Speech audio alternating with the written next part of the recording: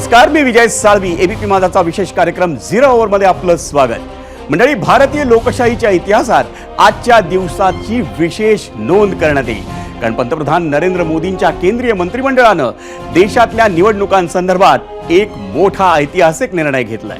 हा निर्णय येणाऱ्या काळात प्रत्येक राज्य, प्रत्येक राजकीय पक्ष आणि प्रत्येक राजकीय नेत्याच्या कारकिर्दीवर मोठा इम्पॅक्ट करणारा ठरणार आहे. पण फक्त राजकीय पक्ष आणि राजकीय नेतेच नाही, तर देशातल्या करदात्यांच्या दृष्टिकोनातूनही हा एक मोठा निर्णय आहे. आणि मंडळी, हा निर्णय एक देश एक निवडणुकी संदर्भातला. पंतप्रधान नरेंद्र मोदींच्या नेतृत्वाखालील कॅबिनेटनं एक देश एक निवडणूक विधेयकाला मंजुरी दिली आहे. खरं तर सप्टेंबर महिन्यातच माजी राष्ट्रपती रामनाथ कोविंद यांच्या नेतृत्वाखालील समितीनं सादर केलेला अहवाल हा केंद्रीय मंत्रिमंडळानं स्वीकारला होता. त्यातल्या अनेक शिफारशींवर चर्चाही झाली होती आणि आज त्याच अहवालावरील विधेयकाला मोदी कॅबिनेटनं मंजुरी दिली. म्हणजे 2014 साली नरेंद्र मोदी पहिल्यांदा देशाचे पंतप्रधान झाले आणि त्यांनी सत्तेत आल्यापासून अगदी आजपर्यंत जनसामान्यांच्या हिताचे निर्णय घेत असतानाच भाजपचा जाहीरनामा आणि राष्ट्रीय स्वयंसेवक संघाच्या अजेंड्यावर असलेल्या प्रत्येक बाबीची पूर्तता करण्याचे प्रयत्न केले. जाहीरनाम्यातील घोषणा पूर्णत्वास नेल्यात. उदाहरणच सांगायची झाली तर जीएसटी, ट्रिपल तलाक, कलम 370 सारखे वर्षानुवर्ष प्रलंबित राहिलेले प्रश्न हे मोदी सरकारनं सोडवलेत. त्याच यादीत आता समान नागरी कायदा आणि एक देश एक निवडणूक या विधेयकांचाही आता समावेश होतोय. त्या दोनपैकी एक देश एक निवडणूक हा मुद्दा बहुतेक मार्गी लागताना दिसतोय आणि त्याची सुरुवात ही गेल्या वर्षी सप्टेंबर महिन्यात झाली होती. तेव्हा मोदींच्या पंतप्रधान पदाच्या दुसऱ्या टर्मचे अवघे काही महिने उरले होते. त्यात सप्टेंबर 2023 मध्ये माजी राष्ट्रपती रामनाथ कोविंद यांच्या अध्यक्षतेखाली मोदी सरकारनं एक समिती स्थापन केली आणि त्यांच्यावर जबाबदारी दिली, वन नेशन वन इलेक्शनचा अभ्यास करून त्याबाबत शिफारशी करण्याची. कोविंद समितीनं काम सुरू केलं आणि त्याच संदर्भातला तब्बल 18,626 पानांचा अहवाल त्यांनी राष्ट्रपतींना सादर केला. त्याआधी समितीच्या तब्बल 65 बैठका झाल्या. समितीनं 16 भाषांच्या 105 वृत्तपत्रांमध्ये याबाबत जाहिराती दिल्या आणि लोकांच्या सूचना आणि हरकती मागवल्या. त्यांचं विश्लेषण केलं आणि निवडणुकीचं नवं मॉडेल सादर केलं. त्यालाच आज मोदींच्या कॅबिनेटनं मंजुरी दिली. संसदेच्या सध्या सुरू असलेल्या हिवाळी अधिवेशनाच्या पहिल्या दिवसापासून याच विधेयकासंदर्भात चर्चा होती. त्याला आज केंद्रीय मंत्रिमंडळानं मंजुरी दिली. इतकंच नाही तर याच अधिवेशनाच्या काळात हे विधेयक संसदेत मांडण्याची तयारीही सरकारनं केल्याचं समजतं. म्हणजे यासह अनेक गोष्टींची चर्चा आपण करणार आहोत. पण सुरुवातीला पाहूयात पंतप्रधान मोदींनी यावर काय भाष्य केलं होतं. मैं लाल किले से तिरंगे की साक्षी में देश के राजनीतिक दलों से आग्रह करता हूं, देश के संविधान को समझने वाले लोगों से आग्रह करता हूं कि भारत की प्रगति के लिए, भारत के संसाधनों का सर्वाधिक उपयोग जन सामान्य के लिए हो, उसके लिए वन नेशन वन इलेक्शन के सपने को साकार करने के लिए हमें आगे आना चाहिए. और मैं चाहूंगा कि देश ने बार बार चुनाव इस देश की प्रगति में रुकावट बन रहे हैं, गतिरोध पैदा कर रहे हैं. आज कोई भी योजना को चुनाव के साथ जोड़ देना आसान हो गया है, क्योंकि हर 3 महीने 6 महीने कहीं न कहीं चुनाव चल रहा है. कोई भी योजना जाहिर करोगे आप तो मीडिया में देखेंगे चुनाव आया तो फलाना हो गया, चुनाव आया तो फलाना हो गया. हर काम को चुनाव के रंग से रंग दिया गया है और इसलिए देश में व्यापक चर्चा हुई है. सभी राजनीतिक दलों ने अपने विचार रखे हैं. एक कमेटी ने बहुत बढ़िया अपना रिपोर्ट तैयार किया है. वन नेशन वन इलेक्शन के लिए देश को आगे आना होगा. म्हणजे पंतप्रधान नरेंद्र मोदींनी तिसऱ्यांदा पंतप्रधान झाल्यानंतर लाल किल्ल्यावरून स्वतः केलेली विनंती आपण ऐकली. त्यांच्या शब्दांमधूनही निवडणुकांच्या खर्चांसह बऱ्याच गोष्टींचा उल्लेख होताना दिसला. आता अगदी सोप्या भाषेत सांगायचं झालं तर वन नेशन वन इलेक्शन म्हणजे काय, तर देशात लोकसभा आणि विविध राज्यांमधल्या विधानसभांच्या निवडणुका आणि इतरही निवडणुका 5 वर्षात एकदाच होणार. आज देशात दरवर्षी कोणत्या ना कोणत्या राज्यात निवडणुका सुरू असतात. लोकसभा, विधानसभा, स्थानिक स्वराज्य संस्था अशा प्रत्येक निवडणुकीचं वेळापत्रक हे वेगवेगळं असतं. पण एक देश एक निवडणूक हा कायदा लागू झाला तर देशात लोकसभा, सगळ्या विधानसभा आणि स्थानिक स्वराज्य संस्थांच्या निवडणुका या एकाच वेळी होणं अपेक्षित आहे. आणि त्यावरच होता मंडळी आपला आजचा पहिला प्रश्न. तोच पाहण्यासाठी जाऊयात पोल सेंटरला. आपण पाहतोय आजचा पहिला प्रश्न. एक देश एक निवडणूक विधेयकाला मोदी कॅबिनेटची मंजुरी. या निर्णयाचा देशाला फायदा होईल असं वाटतं का? होय आणि नाही असे दोन पर्याय या प्रश्नावर आम्ही आपल्याला दिलेले होते.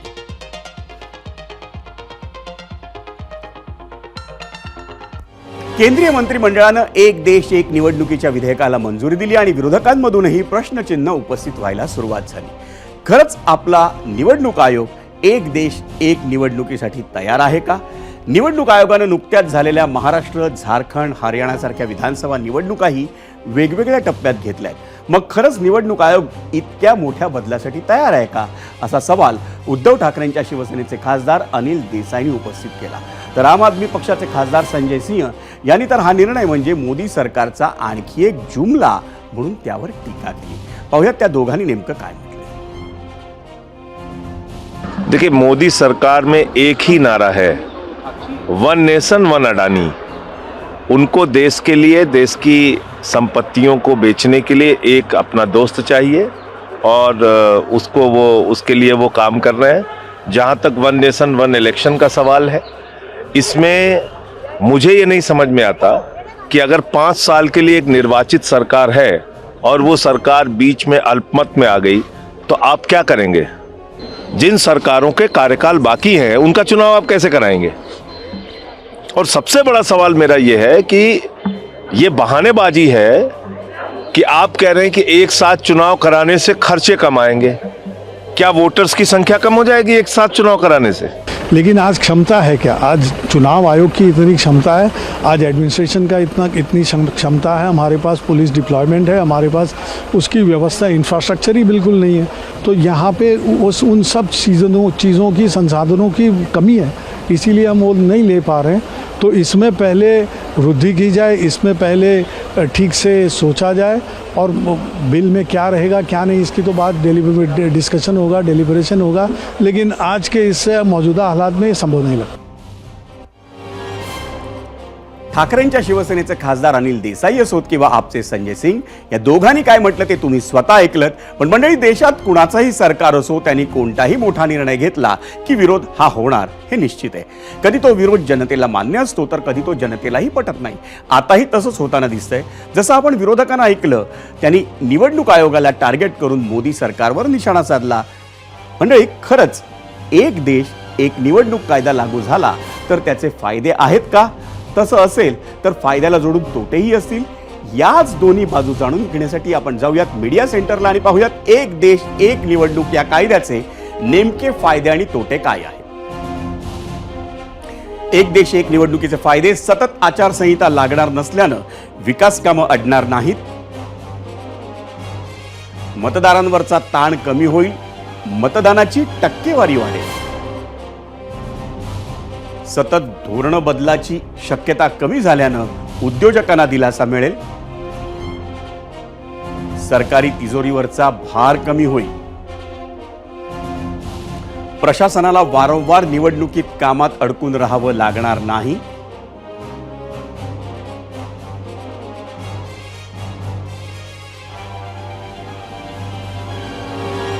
आणि आपण पाहतोय आता एक देश एक निवडणुकीचे तोटे काय आहेत. देशात एकाच वेळी सुरक्षा पुरवण्याचं आव्हान निर्माण होईल. मध्यावधीची वेळ आल्यास कमी काळाचं सरकार किंवा राष्ट्रपती राजवटीचा पर्याय. एकाच वेळी निवडणूक पार पाडण्याचा प्रशासनावर ताण येईल.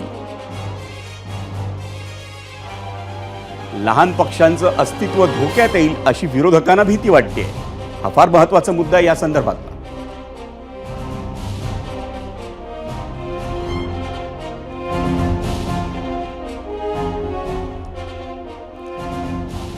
आणि मंडळी, हे फायदे आणि तोटे एक देश एक निवडणूक या विधेयकाचे पाहिल्यानंतर आता वेळ झाली आहे आपल्या आजच्या प्रश्नावर चर्चा करण्याची.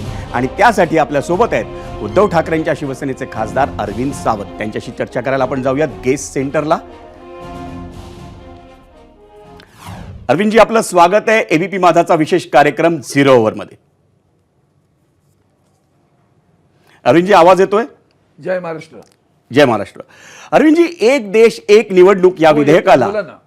एक देश एक निवडणूक या विधेयकाला आज केंद्रीय मंत्रिमंडळानं मंजुरी दिली आहे. या संकल्पनेवर एक ज्येष्ठ आणि ठाकरेंच्या शिवसेनेचे खासदार या नात्याने आपली पहिली प्रतिक्रिया काय?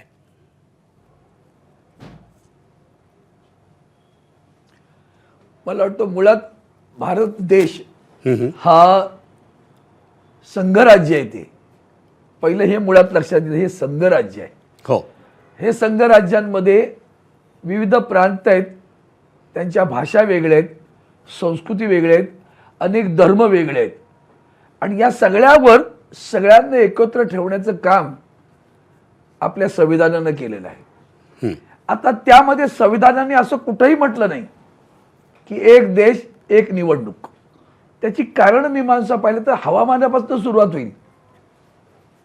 हवामान, परीक्षा, मुलांच्या सुट्ट्या, असे बारीक छोटे विषय दिसतील आपल्याला. हो. पण ह्याचा इम्पॅक्ट असतो तो आम्ही अनुभवतो बरं. निवडणुकांमध्ये मे महिन्यामध्ये इलेक्शन आलं तर काय घडतं हे आम्ही अनुभवत असतो आणि त्या मे महिन्यात त्या इलेक्शनमध्ये कशी लोक सुट्टीवर जातात तेही अनुभवतो. त्यापेक्षा मतदानाची सक्ती कशी होईल, मतदान अधिकाधिक लोक कशी करतील हे पाहिलं पाहिजे. आता यांचा जो पहिला मुद्दा आहे खर्च, त्यांनी बोलावा. अखंड देशामध्ये बाजार मांडून ठेवलेल्या लोकांनी खर्चाची चिंता करावी. हां, इलेक्ट्रॉल बॉन्ड झाल्यामुळे चिंता येईल त्यांना आता सुद्धा कदाचित.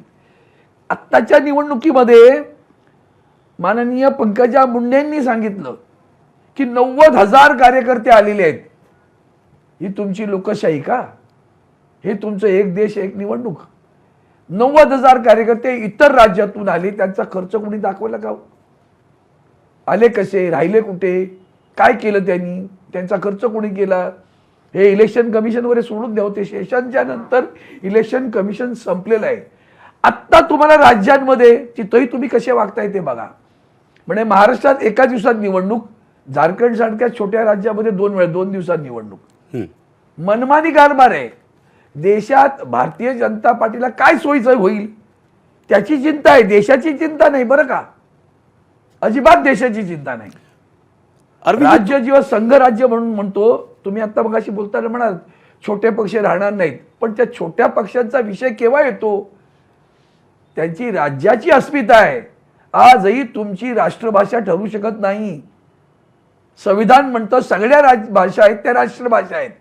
हिंदी तुमची संवाद भाषा आहे, ती राष्ट्रभाषा नाही. या संदर्भात दोन भाषा तुमची एक नाही, तिथं निवडणूक एका दिवसात. अरविंदजी, या संदर्भात 2 भीती व्यक्त करण्यात येत होत्या. एक, संघराज्य जी रचना आहे भारताची त्याला धोका निर्माण होऊ शकतो आणि ज्याचा तुम्ही आता उल्लेख केलात, जी आम्ही मगाशी ग्राफिक्समध्ये भीती बोलून दाखवली, ती होती लहान पक्षाचं अस्तित्व संपण्याची.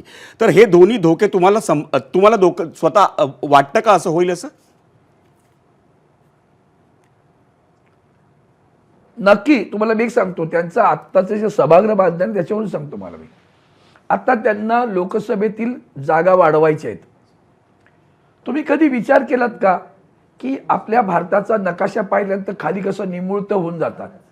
दक्षिणेतल्या राज्यांची लोकसंख्या, त्यांची भाषांच्या बद्दलची अस्मिता आणि स्वाभिमान आणि त्यांच्या लोकसंख्येचे प्रतिनिधी किती असणार याचा विचार आपण करा पूर्णपणे. मग आपल्याला कळेल की किती याच्यामध्ये लबाडी येते. संबंध उत्तर भारत म्हणजे उत्तर प्रदेश असू द्या, बिहार असू द्या, झारखंड असू, सगळी ही साधारणपणे एकभाषिक राज्य आहेत थोडीशी बऱ्यापैकी, अगदी फक्त उत्तर पूर्व भाग सोडलात तर.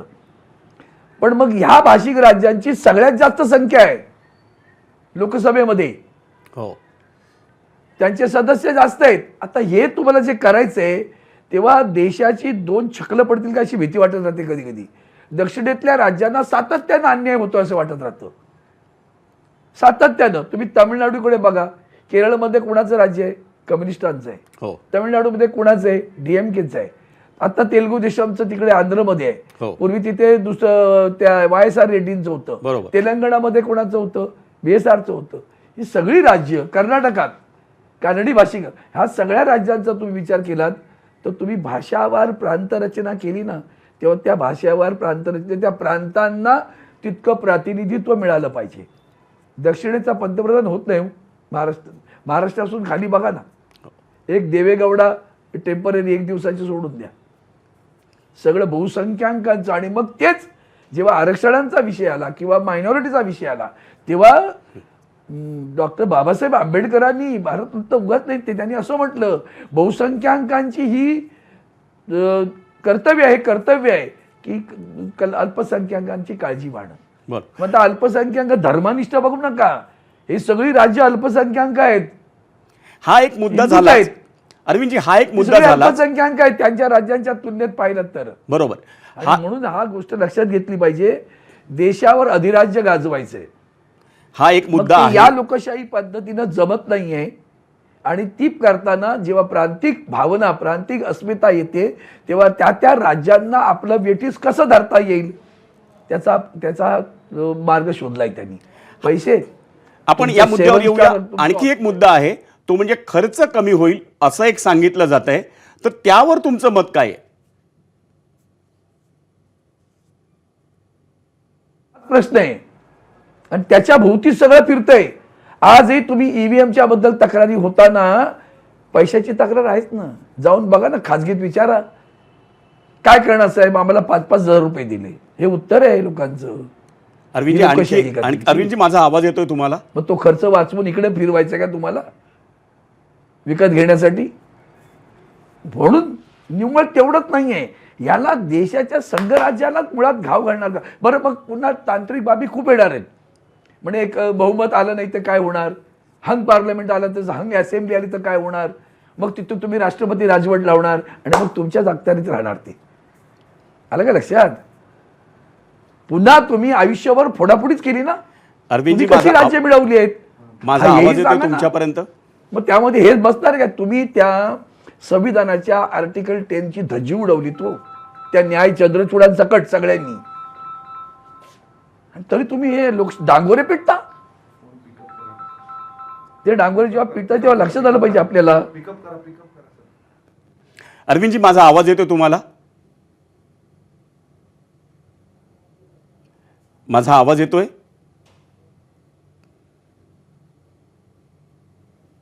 आपला संपर्क तुटलाय. अरविंदजी आपल्याशी चर्चा करतायत एक देश एक निवडणूक या मुद्द्यावर.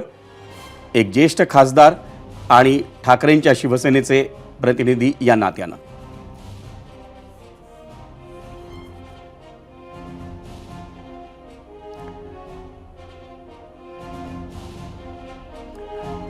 आपण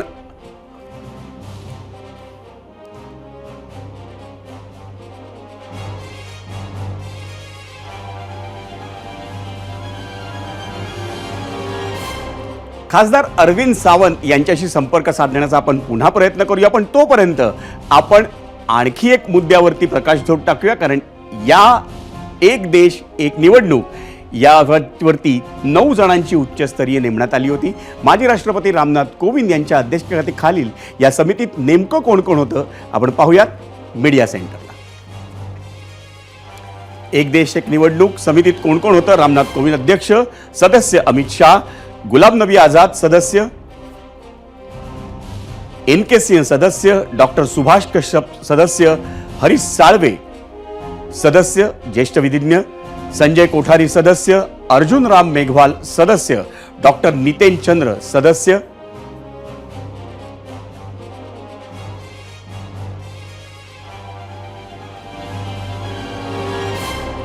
आणि मंडळी एक देश एक निवडणूक कायद्याबाबत माजी राष्ट्रपती रामनाथ कोविंद यांच्या अध्यक्षतेखाली स्थापलेल्या समितीच्या अहवालात लोकसभा आणि विधानसभा निवडणुकांबाबत नेमक्या काय शिफारशी करण्यात आल्यात त्या शिफारशी पाहण्यासाठी आपण पुन्हा एकदा मीडिया सेंटरकडे पाहूया.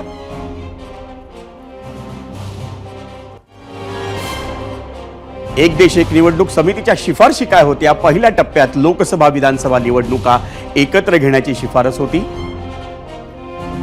लोकसभा विधानसभा निवडणुकीनंतर 100 दिवसांच्या आत, बघा 100 दिवसांच्या आत स्थानिक स्वराज्य संस्थांची निवडणूक. त्रिशंकू परिस्थिती किंवा अविश्वास प्रस्तावासारख्या परिस्थितीत पुन्हा निवडणुका घेतल्या जाऊ शकतात. लोकसभेच्या नव्याने निवडणुका झाल्या तर त्याआधीच्या लोकसभेच्या उर्वरित काळासाठीच असतील. विधानसभेच्या निवडणुका नव्यानं झाल्यास लोकसभेच्या कालावधी एवढा त्याचा कालावधी असेल. हे फार महत्त्वाचे मुद्दे आहेत. निवडणुकांसाठी एकच मतदार यादी, मतदार ओळखपत्र तयार करण्यासाठी घटना दुरुस्तीची शिफारस,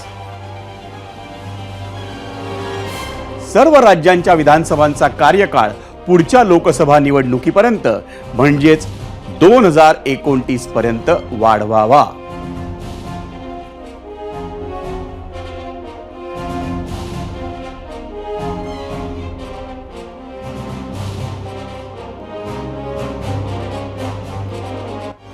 एक देश एक निवडणूकसाठी करण्यात आलेल्या शिफारशीनंतर पंतप्रधान नरेंद्र मोदींच्या मंत्रिमंडळानं त्या विधेयकाला आज मंजुरी दिली.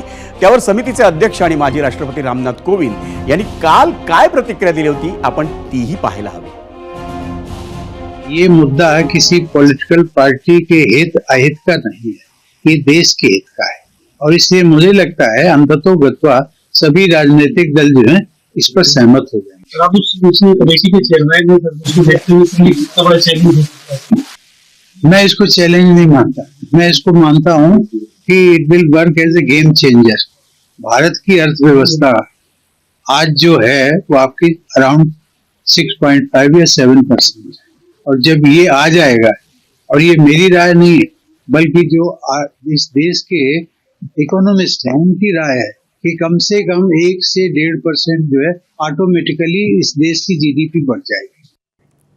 आपण माजी राष्ट्रपती रामनाथ कोविंद यांनी नेमकं काय म्हटलंय ते ऐकलं आणि पुन्हा एकदा आपण गेस्ट सेंटरला आलोय आणि आपल्या सोबत आहेत खासदार अरविंद सावंत. अरविंदजी, आपला संपर्क तुटला होता पण तुम्ही वेगवेगळे मुद्दे मांडलेत. मला नेमकं आता सांगा की आपनं तर थेट विरोधच केलाय या एक देश एक निवडणूक या विधेयकाला. आपली नेमकी याविषयी काय भूमिका असेल? आपणही किंवा आपल्या ठाकरेंची शिवसेना याला विरोध करणार आहे का? एका वाक्यात सांगू का? हे रोमॅन्टिसिझम आहे. हे रोमॅन्टिसिझम आहे. हे सांगायला बरं वाटतं, ऐकायलाही बरं वाटतं. कोणाला नको आहे? आज तुम्हाला तुमच्या ईव्हीएम मशीन बद्दल डाऊट येतो लोकांना. हा हिंमत सांगा घ्यायची इलेक्शन आम्ही बॅलेट पेपरवर घेतो म्हणून. तिथे तुमचं सगळं सोयीचं आहे, लक्षात घ्या. माननीय रामनाथ कोविंद काय बोलले आता सांगू नये. इतकी बिलं त्यांच्याकडे पडलेली होती, आता त्या नवीन राष्ट्रपतींकडे पण बिलं पडून पेंडिंग आहेत. त्या शक्ती बिलाचं काय झालं विचारा ना. महाराष्ट्र विधानसभेने पास केलं महिलांच्या सुरक्षेसाठी शक्ती बिल. त्याचं काय झालं? ते अजून का पेंडिंग आहे तुमच्याकडे? तुम्हाला नक्की काय करायचं ते सांगा ना. सोयीस्कर भूमिका. जे विधानसभेने बिल पास केलं, जे विधान परिषदेने पास केलं, माननीय राज्यपालांनी चुकून माकून असं म्हणूया पाहिजे तर स्वाक्षरी केली, बिल पेंडिंग. हे जे काय आहे ना, यातून आपण समजलं पाहिजे की ह्यांना नक्की काय करायचं. यांचे खायचे दात वेगळे आहेत, दाखवायचे दात नेहमी वेगळे असतात. पण आता याला तुम्ही थेट विरोध करणार आहात आम आदमी पक्षासारखा? म्हणून रोमॅन्टिक माणसांना भ्रम कसा निर्माण करायचा कारण नक्की करणार. बघू आम्ही आणखीन तांत्रिक बाबीवर येऊ आणि मग सांगू कसं चुकीचं करताय तुम्ही ते. तुमच्याकडे हंग पार्लमेंटसाठी काय, हंग असेंब्लीसाठी काय आहे, क्लायमेटिक कंडिशन्सवर काही अपघात झाले काय, त्याच्यावर काय तुमचा पर्याय आहे. तुमच्याकडे पुन्हा प्रत्येक वेळा पर्याय काय असणार? राष्ट्रपती राजवट लावू म्हणजे आमचं राज्य वरपासून खालपर्यंत धबकवू आणि तुम्ही कुठल्याही याच्यामध्ये राष्ट्रपती राजवट लावणार ना. मग नंतर घ्या एखादं राज्य आपल्या विरोधात गेलं डाबा बुडवा, कोण बोलणार आहे? पुन्हा कुठे इलेक्शन ना. अभी अगले 5 बरस के बाद नहीं, तब तक राष्ट्रपती का चलेगा शासन. हे यांचे ना खरंच सांगतो, याचे खायचे दात आणि दाखवायचे दात वेगळे आहेत. याचा खूप मोठा अभ्यास करावा लागेल. अगदीच तुम्हाला वाटतं तर त्याच्यावर जेपीसी बसवा. ते इकॉनॉमिक्सवर सांगू नका हो. त्याची जीडीपी किती वेळा गटागळा खाते ती बघा. तुमच्या रुपयाची किंमत काय आहे बाजारात आज सांगा ना. जगाच्या बाजारपेठेत तुमच्या रुपयाची किंमत काय आहे? कशाला खोटं बोलता? अनेक विषयांवर डायव्हर्ट करण्याचं काम चालू आहे सध्या. आरोप करायचे आणि सोडून द्यायचं, समोरच्याला उत्तरच द्यायला द्यायचं. ही लोकशाही तुम्हाला अभिप्रेत आहे. अरविंदजी, इलेक्शन कमिशनवर तुमचा विश्वास आहे का सांगा, मीडियाचा तरी. याचा अर्थ तुमचा थेट विरोध असणार या विधेयकाला हे स्पष्ट म्हणायचं? ज्यांना निवडणुका घ्यायला 5-5 टप्प्यात घ्यावे लागतात, ज्यांना 5-5 टप्प्यात निवडणुका घ्यावे लागतात, ते 1 इलेक्शन 1 नेशन म्हणजे 15-20 दिवस तो तमाशा चालू राहणार. 1.5-2 महिने म्हणजे एकूण एकच ना. याचा अर्थ तुमचा थेट विरोध आहे असं स्पष्ट म्हणायचं का? पुरं चाललंय तुमच्याकडे, दुसरा माणूस मेला जाय. अरविंदजी, याचा अर्थ तुमचा म्हणा, स्पष्ट. हरकत नाही, कुठे बिघडलं? बर, मला एक शेवटचा प्रश्न आहे अभ्यास तर केला पाहिजे. तुमच्यासाठी एक शेवटचा प्रश्न आहे. अभ्यास तर केला पाहिजे की आपलं उतळ पाडायला उचलली जी बळी लावली, म्हणून मी म्हणालो रोमॅन्टिसिझम आहे, याचा अभ्यास केला पाहिजे, JPC कडे पाठवलं पाहिजे. मुद्दा समजला तुमचा. एक शेवटचा प्रश्न आहे, शेवटचा प्रश्न. का स्टेक होल्डर मतदार? शेवटचा प्रश्न आहे. उद्धव ठाकरेंच्या खासदारांनी मोदींच्या भेटीची सोमवारी वेळ घेतली आहे, काय नेमकं कारण आहे आणि त्या खासदारांमध्ये तुम्ही पण असणार का? आता आम्हाला सांगू इच्छित नाही, आमची भेट झाल्यानंतर सोमवारी आपल्याला सांगतो. पण भेट होणार आहे एवढं नक्की? भेट होऊ द्या, मग त्याच्यानंतर सोमवारी सांगतो. पण भेट होणार आहे हे नक्की? धन्यवाद. जय महाराष्ट्र. जय महाराष्ट्र. होईल भेट, का नाही? माननीय पंतप्रधान भेटतीलच. होणार ना, का नाही होणार? होईल ना, नक्की होईल. तर आपल्या सोबत होते ठाकरेंच्या शिवसेनेचे ज्येष्ठ खासदार अरविंद सावंत. त्यांनी एक गोष्ट स्पष्ट केली आहे की त्यांचा या एक देश एक निवडणूक या विधेयकाला थेट विरोध तर आहे, पण सोमवारी शिवसेनेचे म्हणजे ठाकरेंच्या शिवसेनेचे काही खासदार हे पंतप्रधान मोदींची भेट घेणार आहेत. ही जी बातमी होती ती बातमी त्यांनी ठामपणे कबुली दिलेली आहे की त्यांनी या मुद्द्यावरती मोदींना ते भेटणार आहेत आणि त्यानंतरच ते सांगणार की ही नेमकी भेट कशावरती होती. आपण या संदर्भात आता पहिल्या प्रश्नावर, आम्ही जो पहिला प्रश्न आपल्याला विचारला होता त्याच्यावर काय प्रतिक्रिया दिल्या आहेत एबीपी माझाच्या प्रेक्षकांनी त्या सांगण्यास जाऊया मीडिया सेंटरला. आजचा प्रश्न होता, एक देश एक निवडणूक विधेयकाला मोदी कॅबिनेटची मंजुरी, या निर्णयाचा देशाला फायदा होईल असं वाटतं का? होय आणि नाही असे दोन पर्याय आम्ही आपल्याला दिलेले होते आणि काय प्रतिक्रिया दिल्यात एबीपी माझाच्या प्रेक्षकांनी या मुद्द्यावर ते आपण पाहतोय. एक्सवर प्रतीक म्हणतायत, वारंवार निवडणुका झाल्यामुळे प्रशासनाचा मोठा वेळ निवडणूक प्रक्रियेत जातो. सतत आचारसंहिता लागू राहते, ज्यामुळे धोरणात्मक निर्णय घेणं थांबतं. एकत्र निवडणुका झाल्यास प्रशासन आपल्या मुख्य कामावर लक्ष केंद्रित करू शकतं. वारंवार निवडणुकीमुळं मतदारांमध्ये उदासीनता येते असं प्रतीक म्हणतायत एक्सवर. एक्सवरच मयूर कोठारी म्हणतायत, होय, एक देश एक निवडणूक या निर्णयामुळे देशाला काही महत्त्वाचे फायदे होऊ शकतात. खर्चात बचत होईल, निवडणुकीसाठी होणाऱ्या वारंवार खर्चावर नियंत्रण येईल, प्रशासनाचा वेळ आणि ऊर्जा वाचेल. सतत निवडणुका झाल्यामुळं प्रशासनावर होणारा ताण कमी होईल असं म्हणतायत मयूर कोठारी एक्सवर. यूट्यूबवर सोपान सपकाळ म्हणतायत, चांगला निर्णय आहे, पण त्या सर्व निवडणुका बॅलेट पेपरवर घेण्यात याव्यात हीच अपेक्षा.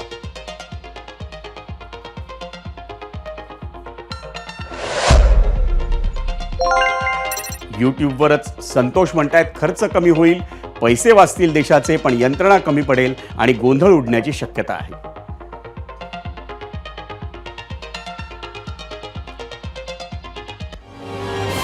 आणि एबीपी माझाच्या प्रेक्षकांनी 0 ओव्हरच्या पहिल्या प्रश्नावर दिलेल्या प्रतिक्रियानंतर आता वेळ झाली आहे या प्रश्नावरचा कौल पाहण्याची आणि त्यासाठी जाऊयात पोल सेंटरला. आधी पाहूयात आपला आजचा प्रश्न काय होता. प्रश्न होता, एक देश एक निवडणूक विधेयकाला मोदी कॅबिनेटची मंजुरी, या निर्णयाचा देशाला फायदा होईल असं वाटतं का? यूट्यूबवर एकूण मतं आली आहेत 30,000 आणि होय असं म्हणतायत, फायदा होईल असं म्हणतायत 66% प्रेक्षक, 34% म्हणतायत नाही.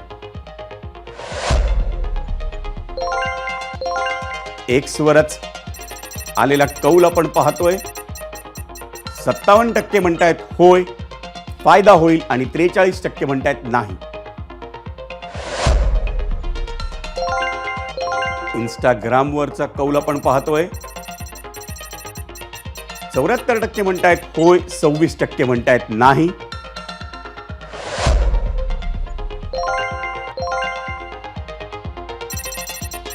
फेसबुकवरचा कौल आपण पाहतोय. 56% म्हणतायत होय, 44% म्हणतायत नाही.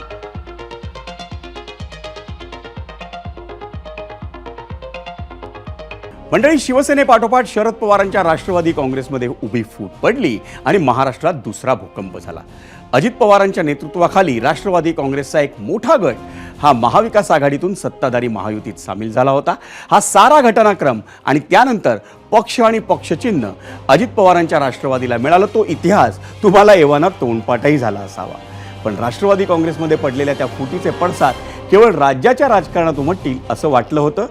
पण लोकसभा निवडणुकीत अजित पवारांच्या पत्नी सुनेत्रा पवार यांनी बारामतीतून लोकसभेची निवडणूक लढवली आणि पवार कुटुंबियांमध्येही उभी फूट पडली।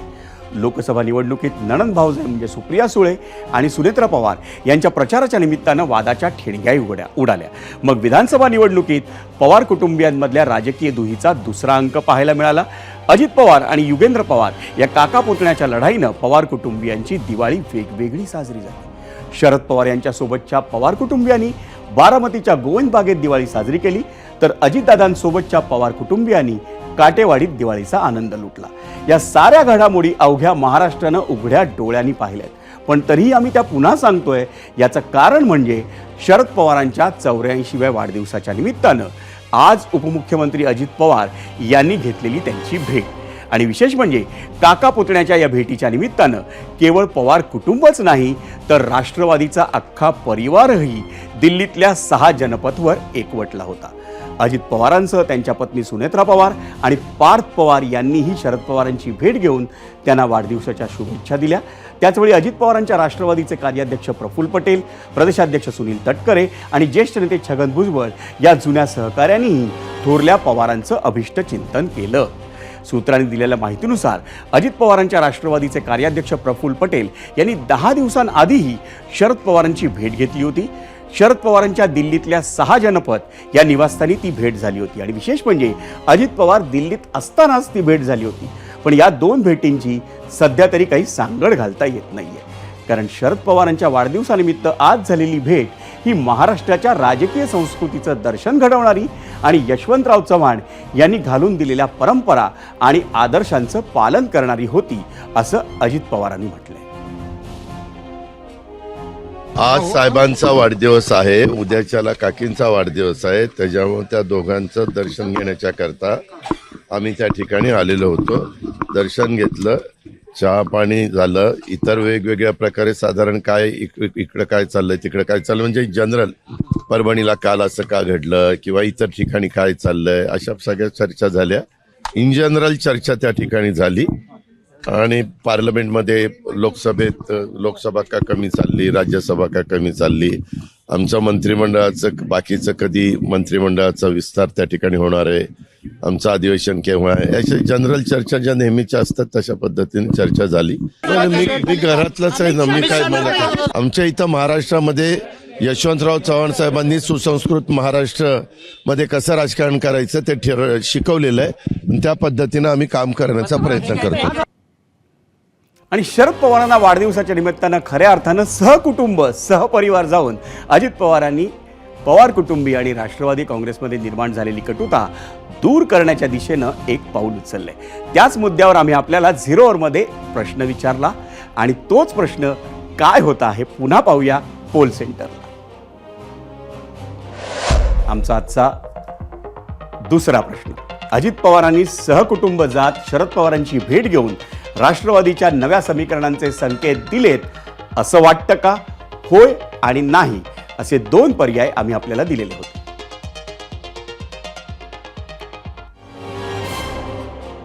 आणि अजितदादांनी शरद पवारांच्या घेतलेल्या भेटीवर त्यांच्या दोन्ही पुतण्यांना काय वाटतं हेही मंडळी पाहणं महत्त्वाचं ठरतं, कारण दादांनी जेव्हा काका शरद पवारांविरोधात बंड केलं होतं तेव्हा त्यांच्या दोन्ही पुतण्यांनी म्हणजे रोहित पवार आणि युगेंद्र पवार या दोघांनीही काका अजित पवारांची नाही तर आजोबा शरद पवारांची साथ देण्याचा निर्णय घेतला होता।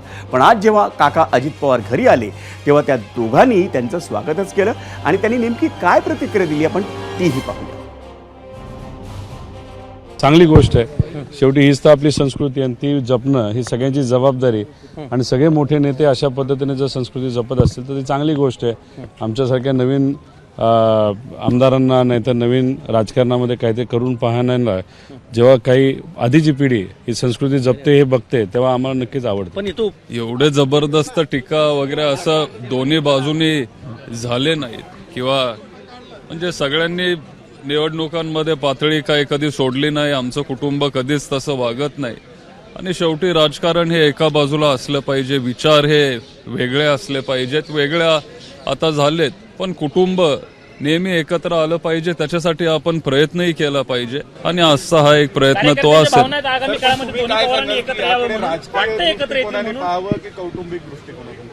काय भेटीकडे राजकीय अर्थ काढणं नाही, कौटुंबिक 100% कौटुंबिक भेट आहे, बाकी काही नाही.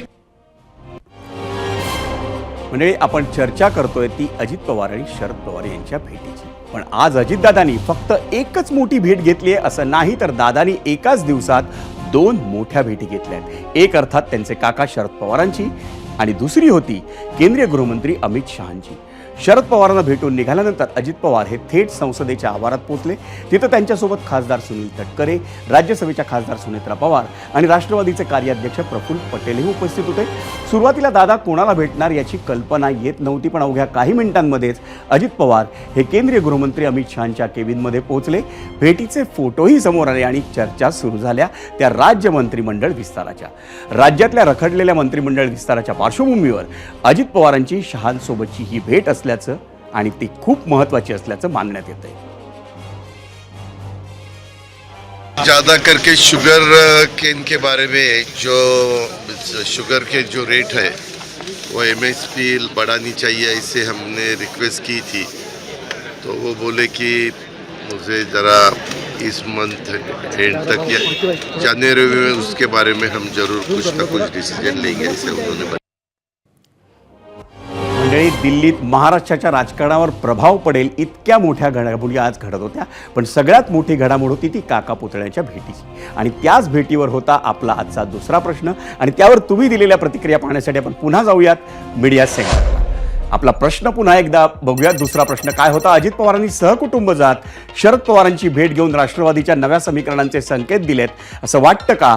होय आणि नाही असे 2 पर्याय आम्ही आपल्याला दिलेले होते. यावर आपण काय प्रतिक्रिया दिल्यात, आपला कौल तर आम्ही दाखवणारच आहोत, पण पाहूयात आपण काय म्हणताय. बाबासाहेब राक्षे Xवर म्हणतायत, होय असे जाणवत आहे. शरद पवार साहेबांच्या आमदारांची संख्या जर जास्त झाली असती तर पक्षात नवचैतन्य राहिलं असतं. त्यामुळे भविष्यात पवार साहेब आणि अजितदादा यांची एक तडजोड होऊ शकते. Xवरच शेख जब्बार म्हणतायत, अपने तो अपने होते हैं, बाकी राजकारण हा विषयच वेगळा आहे. यूट्यूबवर सुभाष सानप म्हणतायत, समीकरण वगैरे काही नाही, पवार साहेब परिवारातील ज्येष्ठ नेते आहेत आणि वाढदिवस असल्यानं त्यांना शुभेच्छा देण्यासाठी नेहमीप्रमाणे अजित पवार तेथे गेले असतील. यूट्यूबवरच सोपान सपकाळ म्हणतायत, राजकारण वेगळं आणि कौटुंबिक संबंध वेगळे, हीच आपल्या महाराष्ट्राची संस्कृती असं सोपान सपकाळ म्हणतात. फेसबुकवर धनंजय पांडे म्हणतायत, शरद पवार महाराष्ट्रातील राजकारणाच्या बुद्धिबळाच्या पटावर सत्ताधारी पांढऱ्या सोंगट्या कंसात घड्याळ आणि विरोधी काळ्या सोंगट्या तुतारी असं मस्तपैकी दोन्ही बाजूने खेळतायत. इतर राजकीय पक्ष आणि सर्वसामान्य मतदार मात्र राष्ट्रवादी पक्षाची फूट, कौटुंबिक वाद वगैरे अंधश्रद्धेवर विश्वास ठेवून बसलेत. फेसबुकवरच सचिन रणपिसे म्हणतायत, दिल्लीत अजितदादा आणि पवार साहेबांच्या भेटीतून एक गोष्ट लक्षात आली, पक्षफुटीनंतर राष्ट्रवादीच्या नेत्यांनी एकमेकांवर खालच्या भाषेत फार टीका केली नाही, त्यामुळे परत एकमेकांना भेटत आहेत. पण संजय राऊतांच्या मार्गदर्शनाखाली उद्धवजी, आदित्य ठाकरेंनी अगदी उलट केलं. अप्रगल्भता याला म्हणावं. इंस्टाग्रामवर श्याम ठाणेदार म्हणतायत, काका पुतण्या पुन्हा एकत्र आल्यास आश्चर्य वाटायला नको.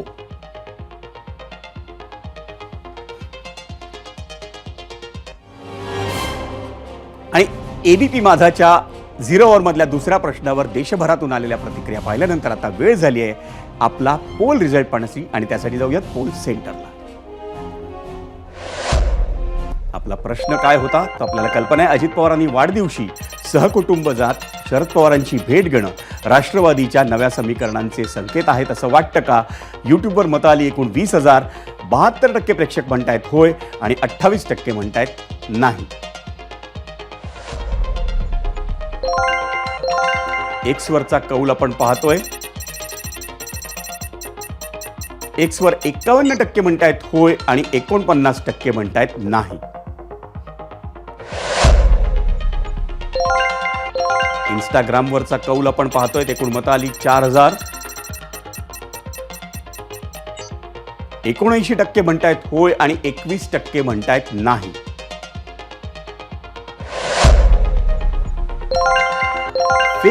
फेसबुकवरचा कौल आपण पाहतोय. 62% म्हणतायत होय आणि 38% म्हणतायत नाही.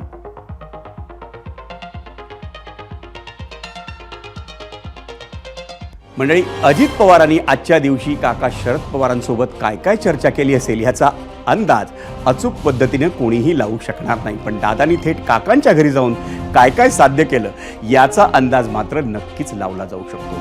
आता त्याचा महाराष्ट्राच्या राजकारणावर, देशाच्या राजकारणावर, महायुतीवर आणि महाविकास आघाडीवर कसा परिणाम होईल हे लवकरच कळणार आहे. मंडळी, भारताचा युवा ग्रँडमास्टर डी गुकेशनं जागतिक बुद्धिबळाच्या विजेतेपदावर आपलं नाव करून नवा इतिहास घडवलाय. विश्वनाथन आनंद यांच्यानंतर बुद्धिबळाचा विश्वविजेता होण्याचा मान मिळवणारा गुकेश हा भारताचा केवळ दुसरा बुद्धिबळपटू ठरला. सिंगापूरमध्ये पार पडलेल्या 14 डावांच्या फायनलमध्ये गुकेशनं गतविजेता चीनचा ग्रँडमास्टर डिंग लिरेनला अखेरच्या डावात हरवलं आणि विश्वविजेतेपदावर आपलं नाव कोरलं. त्या दोघांमधल्या फायनलमध्ये 13व्या डावाअखेर 6.5 गुणांची बरोबरी होती. त्यामुळे 14व्या आणि अखेरच्या डावात दोन्ही बुद्धिबळपटूंवर प्रचंड ताण होता. त्या परिस्थितीत अवघ्या 18 वर्षांच्या गुकेशनं लिरेनचा 14व्या डावानंतर 7.5 असा एका गुणानं पराभव केला आणि विश्वविजेतेपदाची कमाई केली.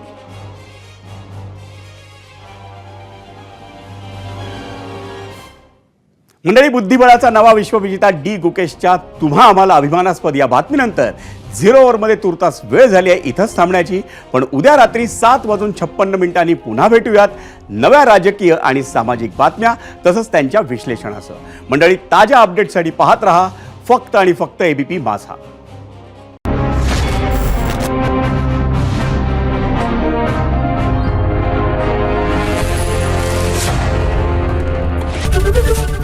एबीपी माझा, उघडा डोळे बघा नीट.